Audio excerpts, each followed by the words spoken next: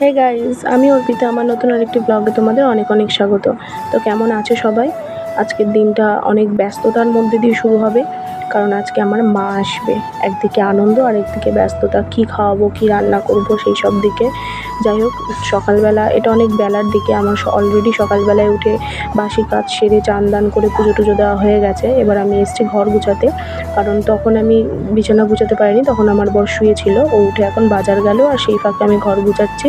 এরপর ঘর গুছিয়ে সকালে টিফিনের ব্যবস্থা করতে হবে।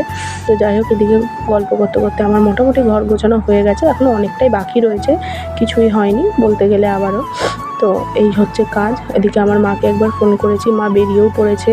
তো প্রচুর ব্যস্ততা, প্রায় তখন অনেকটা সকালই হয়ে গেছে, তখন আমাদের টিফিনও কিচ্ছু হয়নি।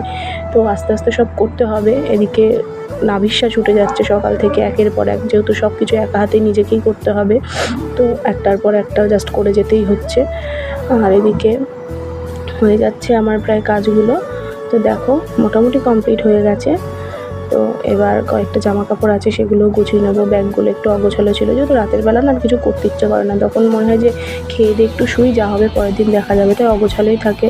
তো যাই হোক, এদিকে আমার জামা কাপড়গুলো, আমার তো কিছুই জামা কাপড় থাকে না, আমারগুলো আমি গুছিয়ে রাখি। আমার বরই এসে একটা একটা পরবে আর ছুটে ছুটে রাখবে, তো জামা কাপড়ই থাকে বেশি ছড়ানো। তো ওগুলো গুছানো হয়ে গেছে। এদিকে আমারও মোটামুটি সব কমপ্লিট ঘরের গোছানোর কাজ।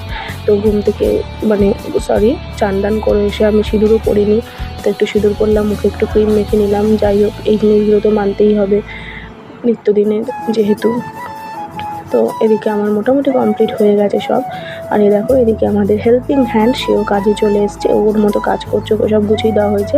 আর এদিকে আমাদের সকালের নাস্তার রেডি হচ্ছে, মানে টিফিন।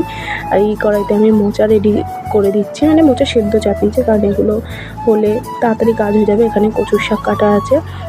আর প্রথমবার আমরা ডিম দিয়ে গোলা রুটি, যেটা শেষ হয়ে গেছিলো, দিয়ে পরে আবার আমাকে করতে হয়েছে, যেহেতু আমি ভাগে পাইনি।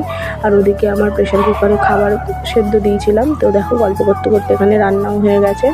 এখানে রয়েছে মোচা, আমের চাটনি, এটা হচ্ছে কি ফুলকপি আলু পোস্ত। দেখো, অনেকটাই একটু খাবলা খাবলা দেখছো, এখান থেকে আমাদের জেঠি শাশুড়ির বাড়িতে দেওয়া হয়েছে। এটা কচুর শাক ছোলা দিয়ে। আর এখানে পাঁপড় ভাজা, আর ডালও হয়েছিল, যেটা আমি তুলতে ভুলে গেছি। বিউলির ডাল করেছিল, আমার মা বিউলির ডাল খেতে খুব পছন্দ করে, আর আমার শাশুড়ি বিউলির ডালটা খুব সুন্দর রান্না করে। তো মোটামুটি হয়ে গেছিলো। আর এদিকে মাংসটা তখন প্রায় হয়ে এসছে, জাস্ট ঝোলটা ফুটলেই হয়ে যাবে। দুটো কড়াইতে বসিয়েছি, ওই ছোটো কড়াইটায় বসানো হয়েছে, কারণ আমাদের জেম্মাদের বাড়ি কেউ ঝাল খায় না, ঝাল খেতে পারে না। তো ওদের বাড়িতে যেহেতু দেওয়া হবে ওটা ঝাল ছাড়া, আমাদের বড় কড়াইতে বড়দের ঝাল দিয়ে। এই যে এই বাচ্চাটা, এটা আমার জায়ের ছেলে, ও লজ্জা পাচ্ছিল, ওদের জন্য ঝাল ছাড়া। আর এদিকে দেখো, আমার খাবার দাবারও রেডি করা হয়ে গেছে, সব সাজিয়ে গুছিয়ে দিয়ে দিয়েছি। এদিকে খাওয়া দাওয়া করে আমি আবার গা ধুয়ে আসি, কারণ প্রচণ্ড গরম ছিল, নাইটি ফাইটি পুরো ভিজে গেছিলো ঘামে। তারপর সারাদিনের একটা খাটাখাটনি, তারপর সারাদিন রান্না করা, গায়ে তেল মশলাও ছিটে আসে, তো ওই নাইটিটা পুরো খুব অস্বস্তি হচ্ছিলো। খাওয়া দাওয়া করে ঘরদোর মুছে আমি আবার স্নান করে নাইটি ছেড়ে চলে আসি। এবার একটু অন্তত ফ্রেশ লাগছে, এবার একটু শোবো। সেই সকাল থেকে সারাদিনে একভাবে চলছে, তো একটু রেস্ট নিয়ে অনেকটা ফ্রেশ লাগছে, এবার শোয়ার পালা। তো ভিডিওটা এই পর্যন্ত, সবাই ভালো থাকবে।